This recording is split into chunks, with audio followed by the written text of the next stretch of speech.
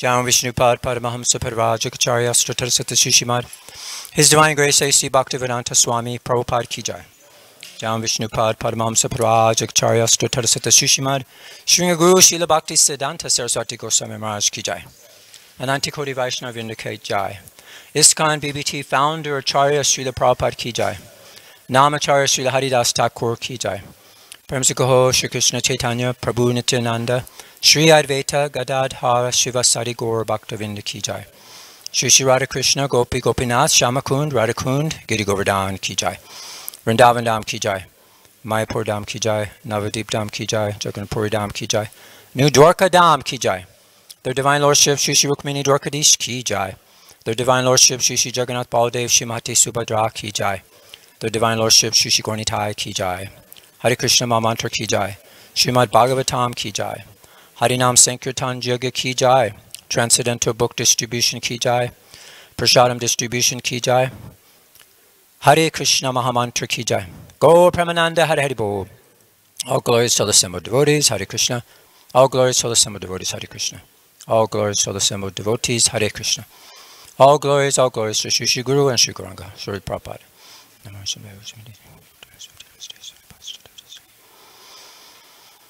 Om Namo Bhagavate Vasudevaya.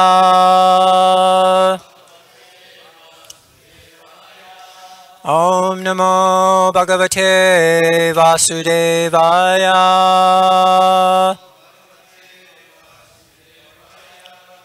Om Namo Bhagavate Vasudevaya.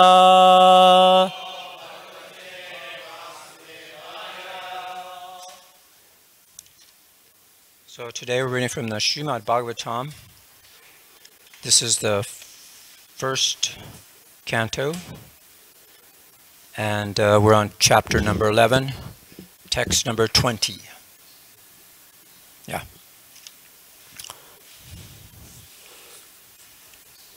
So I could do this.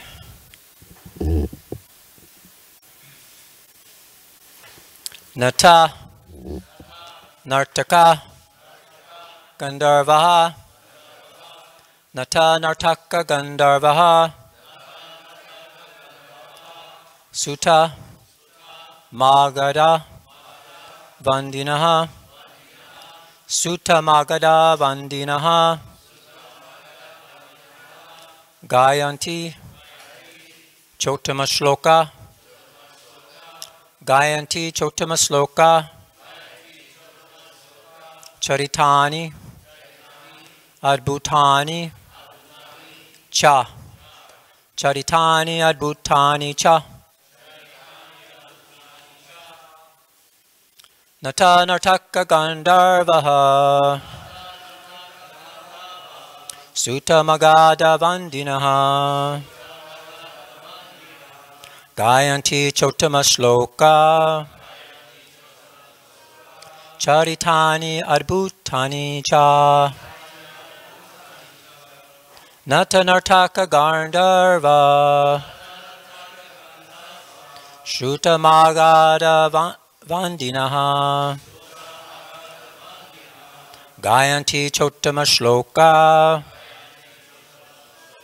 Charitani Adbhutani Cha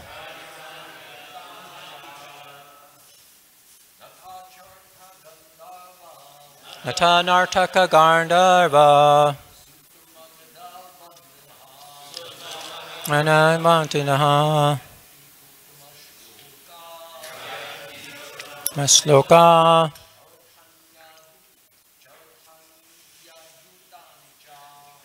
Bhutani Cha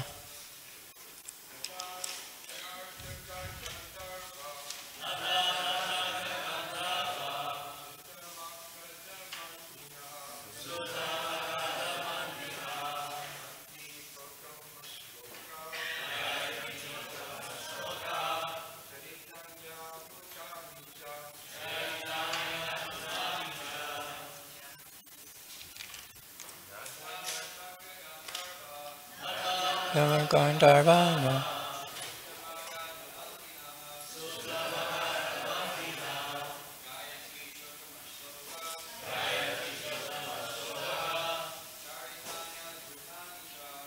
Kirtana Vartana Cha. Vaishnavis.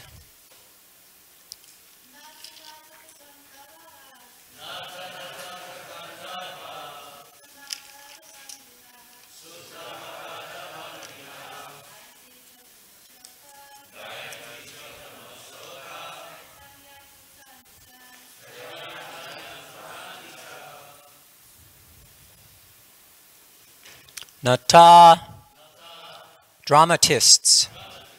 Nartaka, dancers. Gandharvaha, celestial singers. Sutta, professional historians.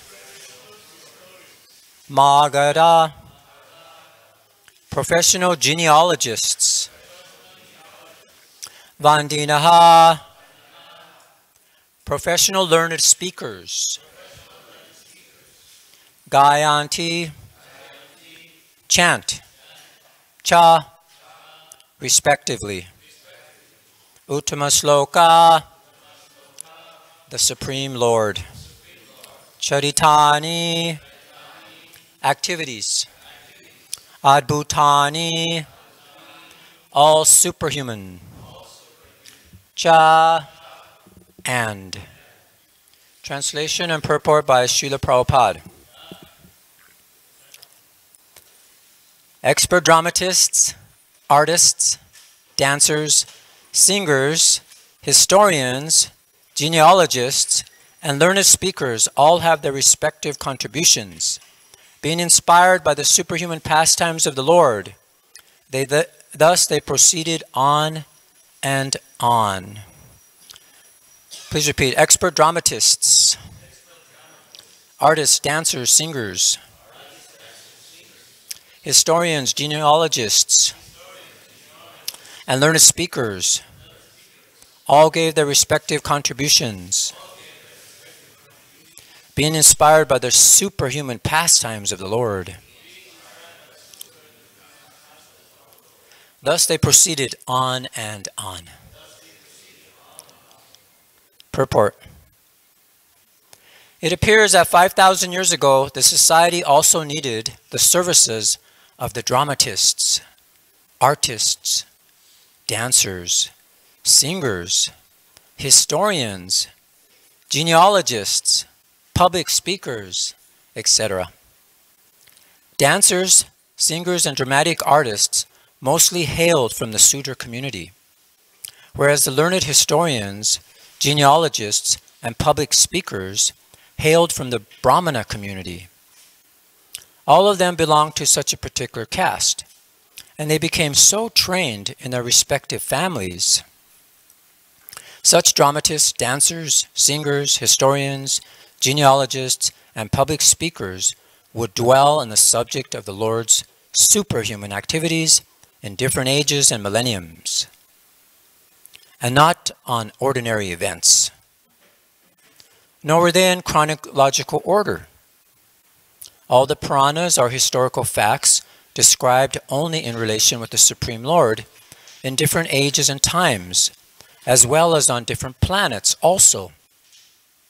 Therefore, we do not find any chronological order. The modern historians, therefore, cannot catch up the link, and thus they unauthoritatively remark that the Puranas are all imaginary stories only. Even 100 years ago in India, all dramatic performances were centered around the superhuman activities of the Supreme Lord.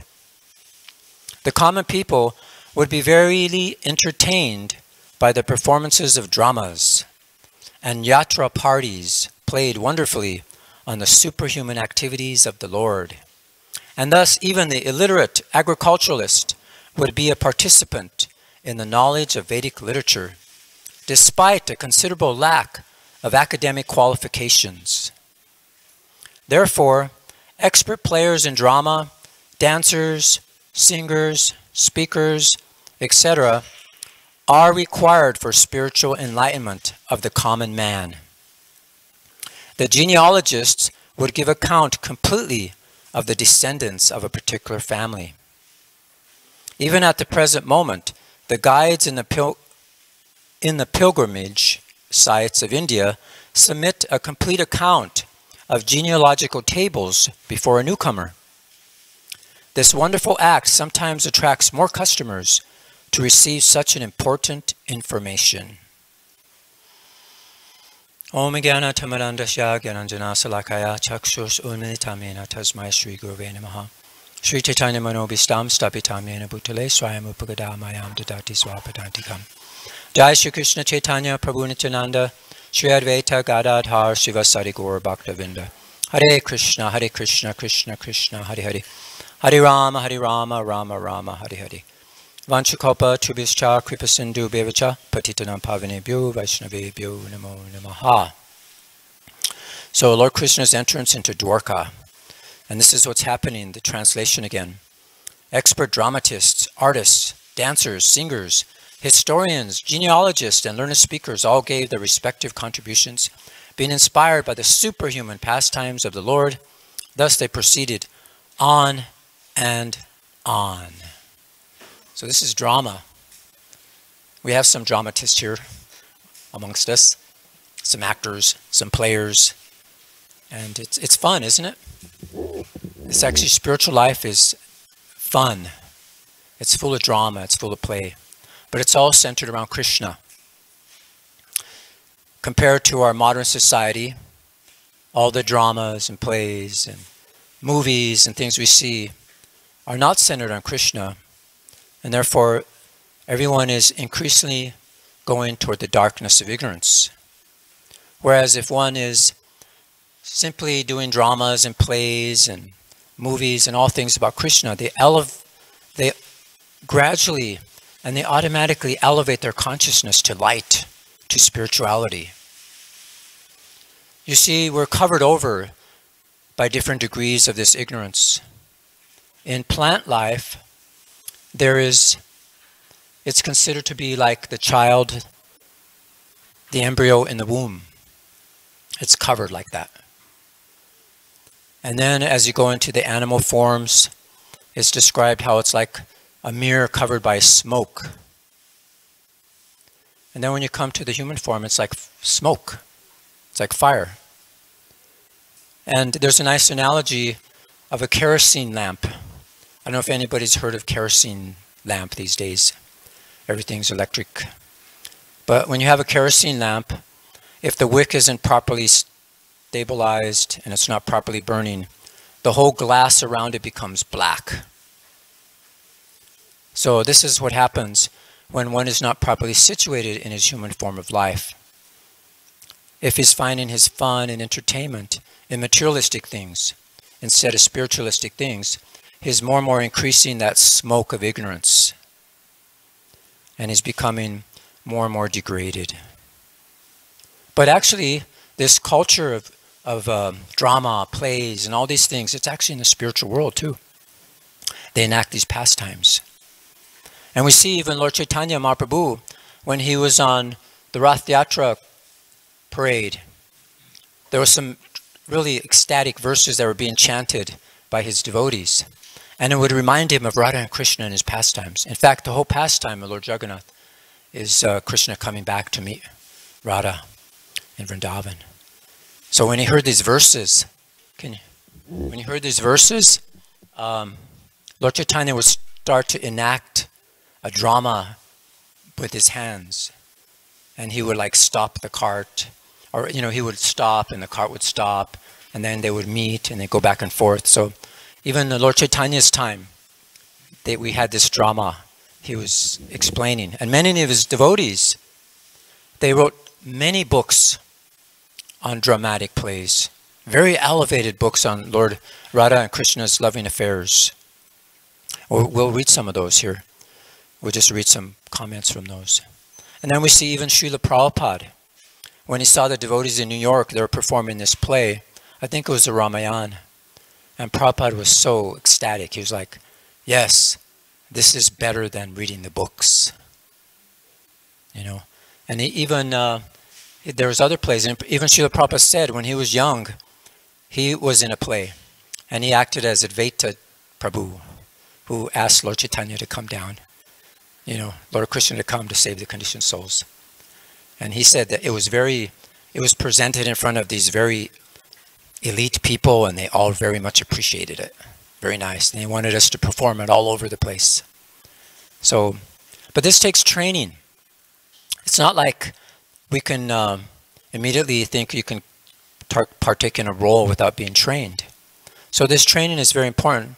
In fact, Srila Prabhupada said, I think they actually rehearsed for a year to get the roles right. So similarly, Krishna consciousness, if we don't follow the basic principles properly, then it's like that flame which is not burning properly, and then we create smoke in our life, and we can't see properly, our ignorance increases, and we become degraded. So it's very important to be trained properly. That's why we have this sadhana bhakti, to be trained up so that we can really get a solid foundation, and we know our roles. We know how to act properly in the mature world. And then from there, we'll get this spontaneous love for Krishna. It'll come spontaneously. Just like a good speaker, they say they train for years and years, and they learn all the rules of speaking, of how to start a talk. At the beginning there's a middle and an end.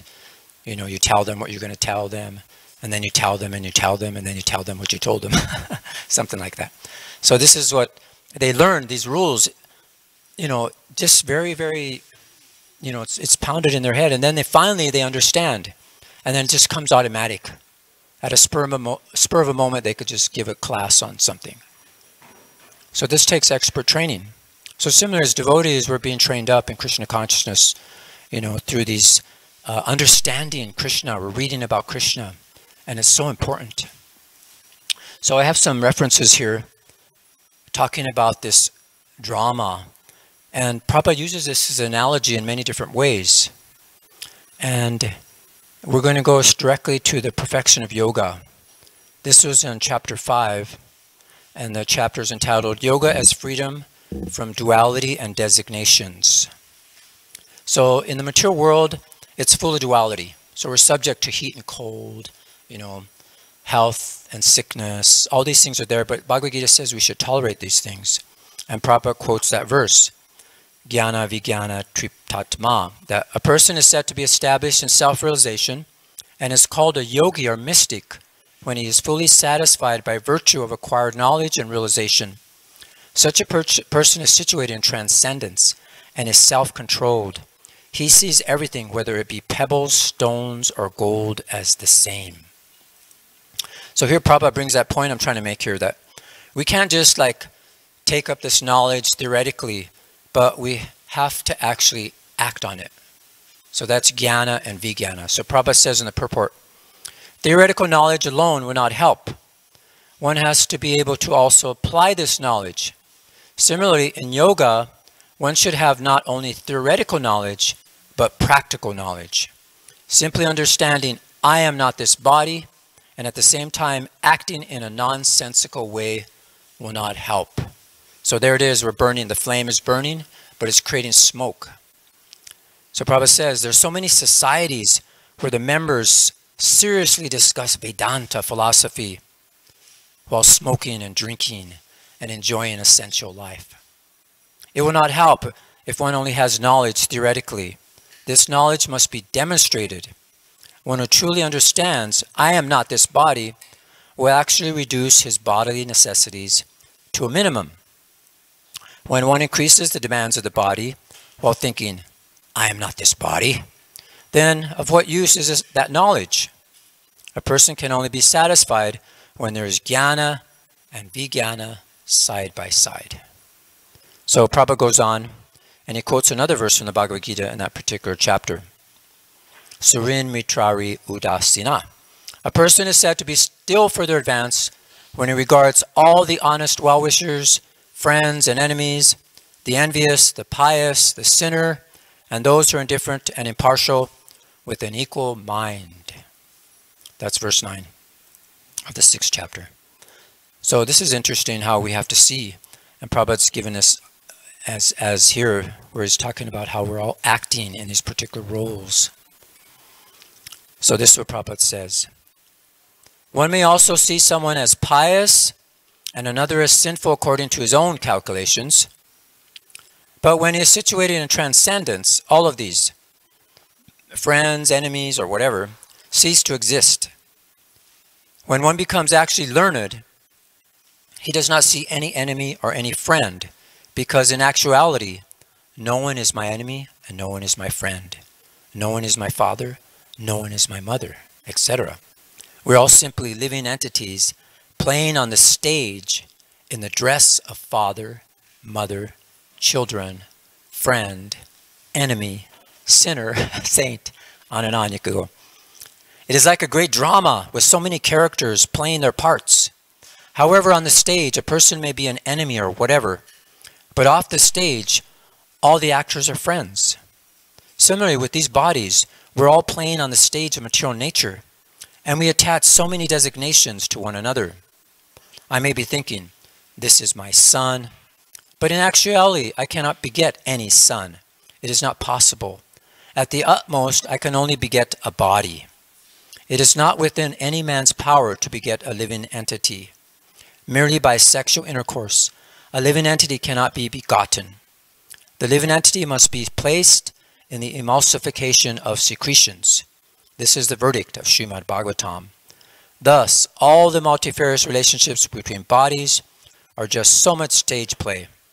One who's actually realized and has actually attained yoga no longer sees these bodily designations. There's a nice analogy I heard, just like, you know, when we see each other, look in the room here, everybody's got a different type of jacket on. Everybody's got a, you know, different kind of body, actually. Different kind of ear, eye, nose, you know, different thing. Everyone's different.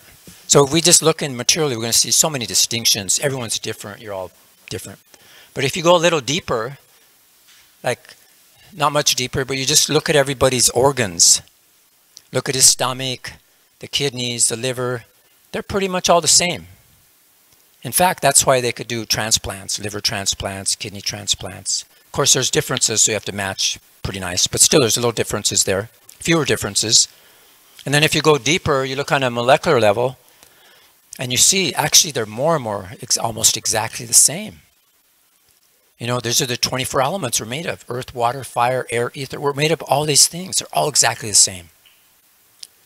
But yet, somehow or another in this drama, we've taken different dresses and different costumes to think we're different according to our desires. So if you even go even deeper to the atomic level, then there's practically the same, right? And you could even go deeper to the soul level. And there everyone is actually the same. They all have similar things. And what is the thing that they have similarly? There's two things that basically every soul desires. And that is what? To enjoy and to control. Especially in the mature world. Of course, the living entity by nature is full of joy. That's his nature. That's his natural tendency. And we think we're independent to control, but actually our independence is in serving Krishna. So this is the quality of everyone. We all have these same desires, but we're all trying to do it in a different way, a different mental speculation. So therefore Krishna creates this whole cosmic manifestation, the universes, with 8,400,000 species, so that you can enjoy in a particular way. You get a particular eye, nose, body. So there's some fantastic bodies you could get to really enjoy. But it's all temporary. But in the spiritual world, we actually really enjoy. That's where real life is. In with Krishna. So that's why we have so much drama and things to actually become absorbed in Krishna. Now go in, there's a nice reference from the first canto. This is in the 3rd chapter, 37th verse. Right in the translation, it says, the foolish with the poor fund of knowledge cannot know the transcendental nature of the forms, names, and activities of the Lord, who is playing like an actor in a drama. Nor can they express such things, neither in their speculations nor in their words. So here, the right conclusion is, Prabhupada says in the purport, that we should dovetail everything in relationship with Krishna. And that's called, if we do that, that's called yoga, right? To link. It's called yoga maya, or the energy of union. But if we have the wrong conception of trying to enjoy separately from Krishna, detaching our relationship with Krishna, then that's called the Daivi Maya, or the Daivi Maya, or Mahamaya. This is the illusory energy, you see. But all these Mayas, they are both connected with Krishna. So we shouldn't have a wrong conception and try to detach everything from Krishna, because everything is part of Krishna. So similar, we're using drama, play, all these things are in relationship with Krishna. And if you use them properly, there won't be any smoke. The flame will burn properly. So Prabhupada says here, all this illusory conception is called the reflection of the reality in the darkness of ignorance. Anything that appears as apparently not being produced out of my energy, that's Krishna saying, is called Maya. There is one Supreme Person who is the progenitor of this cosmic manifestation and whose energy acts as Prakriti, or the material nature, dazzling like a reflection. By such illusory action of Prakriti, even dead matter is caused to move by the cooperation of the living energy of the Lord, and the material world appears like a dramatic performance to the ignorant eyes. So just see here, Krishna is performing his own drama in so many ways.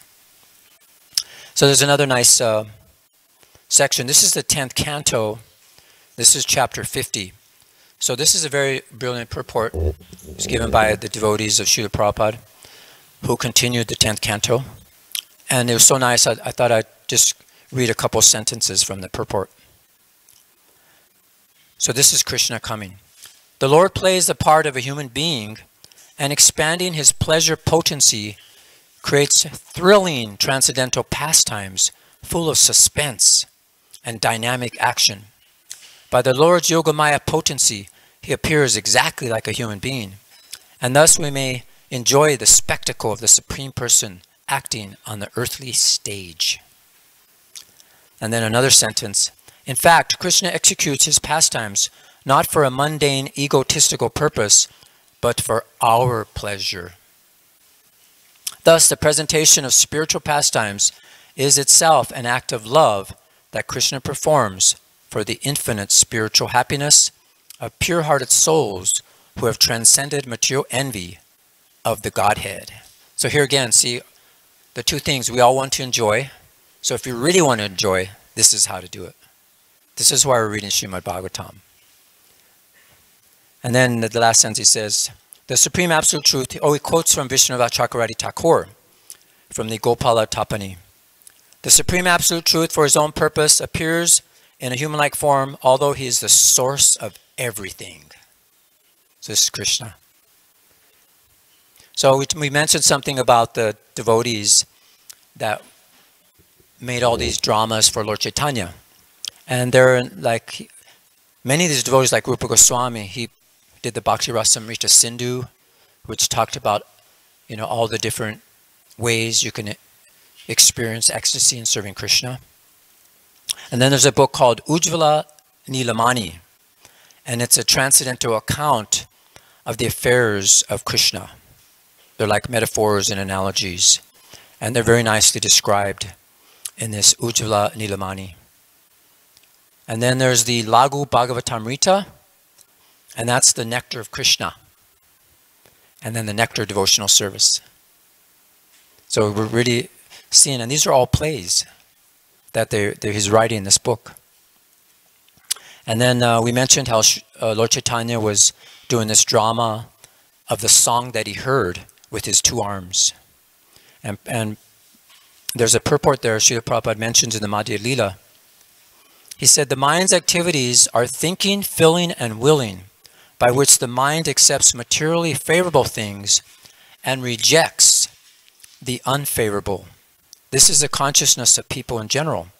But when one's mind does not accept and reject, but simply becomes fixed on the lotus feet of Krishna, then one's mind becomes as good as Vrindavan. So in other words, when your mind's completely free from all material desires, and you're only engaged in devotional service, to Krishna, then one always lives in Vrindavan and nowhere else. So just see, in your mind, you could be in the spiritual world if you're completely attached to Krishna. That's the flame burning properly. So he says, unless the mind is filled with thoughts of Krishna, feelings of Krishna, and desire to serve Krishna, the mind will be filled with material activities. Actually, without Krishna, one cannot live. Just as a person cannot live without some enjoyment for his mind. You see, this is the tendency of the soul coming through the body. So Prabhupada goes on and on. He talks about this here. And he talks about this drama. And Rupa Goswami, one night he was traveling to this place called Satyabhaumapura. And he had a dream in that village. And while resting, he dreamed that a celestially beautiful woman appeared to him. And he gave him this order. Write a separate drama about me, she said. By my mercy it will be extraordinarily beautiful. So then he considered this is the order of Satyabhauma. This is one of Krishna's, consorts in the spiritual world. So he did that. And he made this thing. So he brought it together and he did all these dramas of Krishna in Vrindavan and then in Dwarka. So we're reading about Dwarka now, and these dramatists are performing dramas, and they're all related to Krishna. So Lord Chaitanya Mahaprabhu was asking Rupa Goswami, so recite the verse from your drama, which upon hearing, it makes all people's unhappiness and lamentation go away. So just see, this is how the drama is set up to help people get free from all these material miseries. And if anybody knows this verse, we could chant it together. It's a wonderful verse. We used to sing this every morning in Denver, right after, was it Mango Artik, I think? But it's Tunde Tandavani Ratim Vitanute Tundavali Labaye Karna Kroda Kadambini Gatayate Karnar Bude Vyaspriham Cheta Prangana Sangini Vijayate Sarendriyanam Kritim No Jane Janita Kiyada Biramritai Krishneti Varna Dvai. Anybody know the translation? First sentence. I do not know.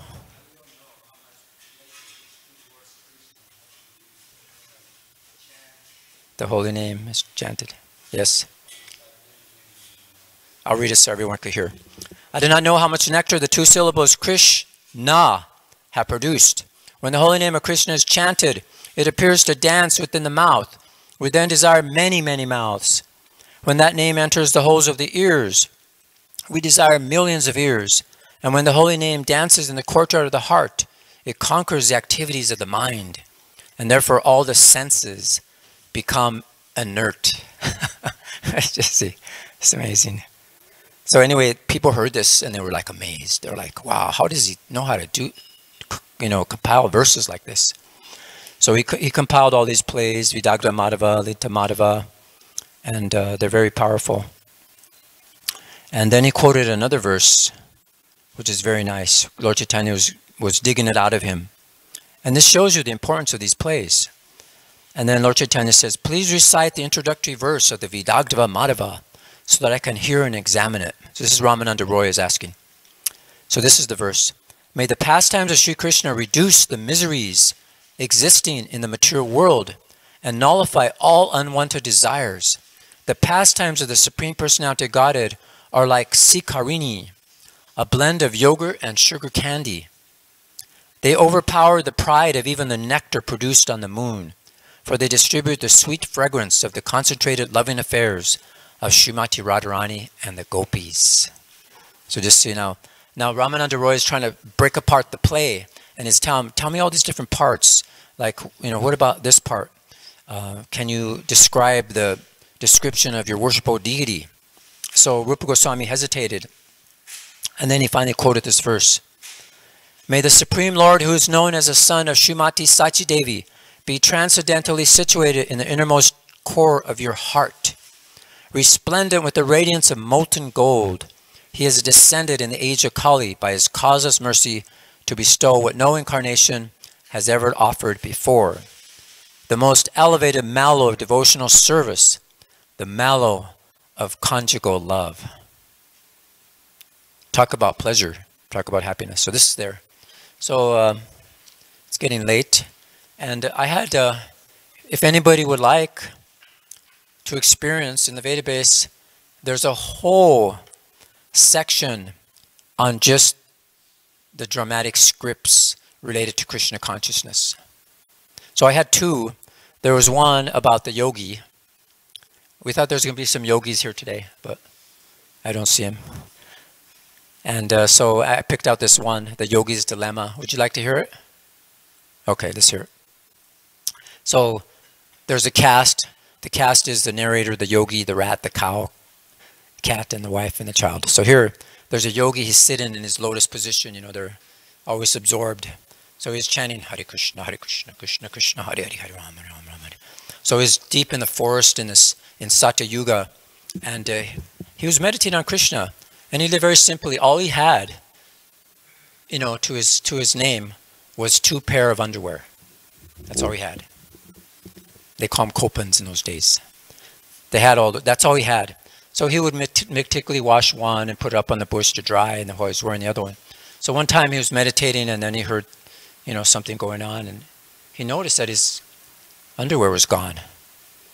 So he, you know, said, it's probably a rat that's sneaking up, you know, this roving rat.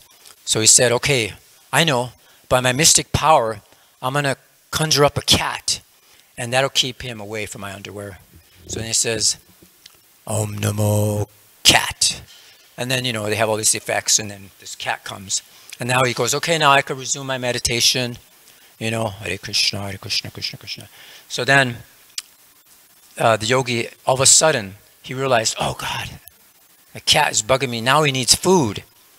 So now I know, I'll produce a cow and feed the cat. So he said, okay, that'll keep the rat away, and that who wants my underwear. And they'll feed the cat, keep my, you know, that rat away. So he says, Om Namo Cow. So then a cow appeared, you know, with special effects, lightning flashes and all these things.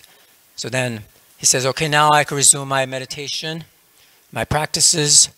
And then, you know, what happens? The cow moos very loudly, and he nudges the yogi, you know, so it breaks his trance again. So then he goes, oh, stupid I am. The cow now needs someone to milk her so that I could feed the cat and keep away the rat so that I could keep my underwear. And then he says, okay, I know. By my unlimited power, I'll create a wife. And he says, Om Namo Wife. So then a wife appeared, you know, with folded hands. Hare Krishna, how can I serve you? So he said, okay, just milk the cow. So he said, okay, whatever you want, I'll do. And then he returned to his meditation. Okay, my problems are finally solved. Hare Krishna. So then his wife is crying. And he says, what's the matter? You don't love me. So then, you know, she's crying. And he's like, so the yogi's saying, maybe I don't know the extent of my own power. You're just supposed to milk the cow, all right? What do you want? So she goes, you know, like rock-a-bye baby. And then he says, sex, I'm a yogi. This is too much. So then the wife cries more and more and more, you know, and she's like, you know, so then he surrenders reluctantly. Okay, so, all right, so leave me alone. By my divine power, I'll create a child. So there he goes again. Om Namo, child. You know, and at last, I can resume my yogic exercises. So then what happens? Daddy, daddy, daddy. You know, I want something. I want this. You know, and then, leave me, child. Wife, take care of the child. You know, so she says, he wants something. And what do you want? Well, you're a great yogi. The child needs something to eat. So the yogi is like, oh, God. How can I meditate like this? You know, I have to tolerate all these miseries of material life. All right, what do you want, my little one? I want a pet. So he has to get him a doggy, and then, you know, it goes on and on. But anyway, so he summons a dog, and then to please his son, to please his wife, so that they can milk the cow, to feed the cat, to keep away the rat, so that he could keep his underwear. You know, so he creates a dog, and then now he has to take care of the dog, wants a bone. The dog bugs him. And then he just says, you know, the baby wants to be fed. It goes on and on. She wants her own meditation mat, you know, made out of tiger skin. And so then the kid wants another dog. And then the yogi's like, enough, enough. Om Namo, scram. So, you know, he just got rid of everything. And then he says, this mature life is too entangling. I was much happier with only 2 pairs of underwear. So then he resumes his chanting. And then the narrator says, this eternal dilemma, as experienced by the yogi, demonstrates how material life cannot bring real lasting happiness, as all our plans for material enjoyment are frustrated by the temporary and difficult nature of this world. Only when one becomes serious about the higher pleasures of Krishna consciousness can he become permanently relieved from the miseries of this world. And the fully God-conscious persons of the past have therefore accepted and taught the path of simple living and high thinking. Hare Krishna, Krishna Krishna, Hare Hare, Hare Rama, Hare Rama, Rama. So he's chanting, and again the rat appears, and he just goes, who cares? So like that. So see how important it is. So, you know, what you hear and what entertainment you get, it molds your mind. You actually become those things. Like if you're watching a movie, you actually become the actors in there, or the hero, or the heroine in the movie. You actually become that, and you experience the emotions of excitement, of happiness, you know, of terror, or whatever, or romance. You experience these things. So even they say that sports, when you take up sports, they teach them how to mentally enact the play before they do it. And they say that actually the muscles actually get 3/4 of the benefit of actually doing it. So you see, by watching something and what you listen to affects you and it molds your life. So that's how important drama is, and how these stories of Krishna are. And we see the greatest personality in the universe, Swayambhuva Manu. Before he went to bed at night, he would hear the dramas and pastimes of Krishna. And when he got up in the morning, they would be singing the songs about Krishna. And he perfected his life, and he lived for millions of years like that. And even today in Vrindavan, and in some places in India, they would still meet in the evenings and hear about Krishna. They perform pastimes daily. But unfortunately today, I even heard that in places like the holy places of India, they're performing these dramas, but at the same time, they're actually, you know, promoting pornography and so many things. So this is burning, you know, improperly. So anyway, this is our process of Krishna consciousness. Very happy, it's very fun, it's blissful, and we get to go back home, back to Godhead, within our mind, and eventually go there too. So, any comments, questions? Yes, Gaudacandra Prabhu. Oh, did you? Yes, sir. Oh.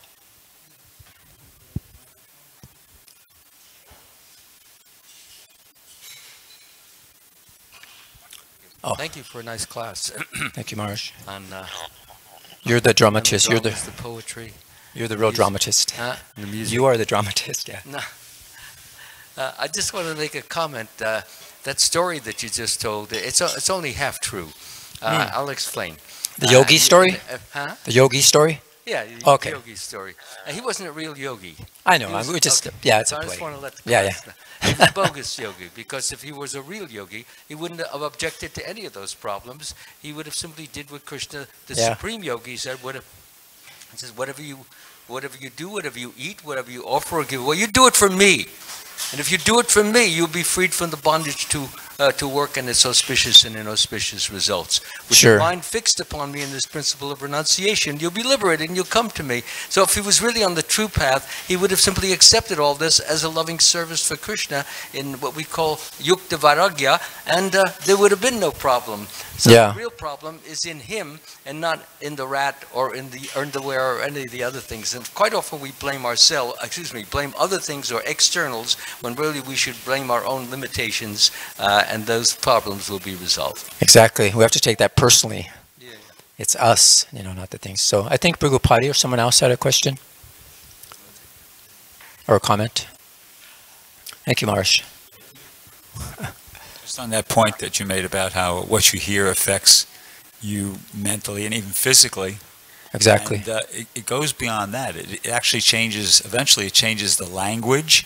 Yeah, It changes the culture. And I'll give you an example of that, okay? Because when I don't watch TV, movies, or anything like that, so when I hear something different, I pick up on it. Like, I never heard the expression up until about maybe 5 to 10 years ago.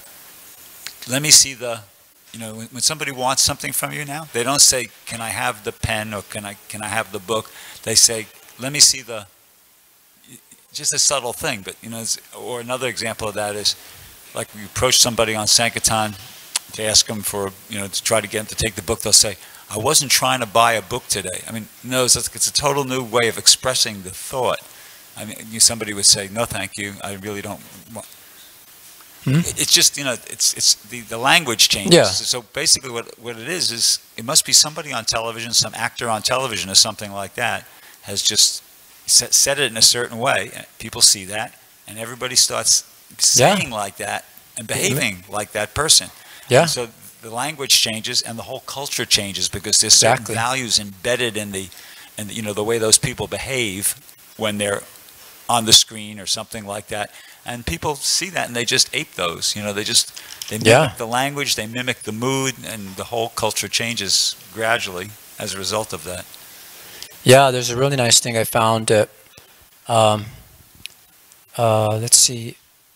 The devotees in LA, they were writing to Prabhupada. I don't know if he was here then, but they were telling Prabhupada, you're working hard day and night to write these books, and all the devotees are working night and day to distribute them. So Prabhupada says, yes, I am writing the drama, and they are playing on the stage.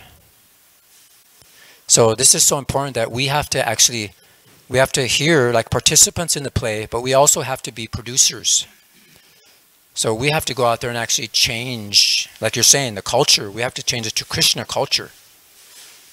And the Krishna culture includes, the devotees, how we, get along, how we act, appreciate. And we're learning how to do this by seeing the pastimes of Krishna and hearing them. So important. Is there any other comments or realizations, questions? So thank you for your kind attention. All glories to Srimad Bhagavatam, all glories to Srila Prabhupada. Ki Jai.